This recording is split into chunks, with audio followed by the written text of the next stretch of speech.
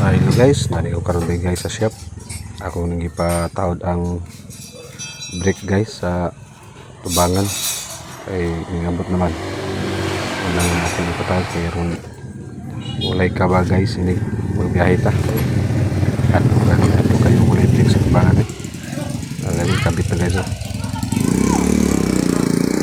Guys, tayon. Yan ang i-plaster jud. Paut ano niya. Muna guys nga kanili guys dapat ay kulang palitin ko yung itong stopper daw para sa fix sa brake sa wala kay wala stopper guys magpunagod pagsiga perbinti ang kuwan ba sa liyo muna nga kinahanglan ko ng stopper pamiyanan din kuwan guys kanagayo nga dala sa stopper daw yung may kunya auto daw na guys nga ibot sa nagkuhan katuyang brake switch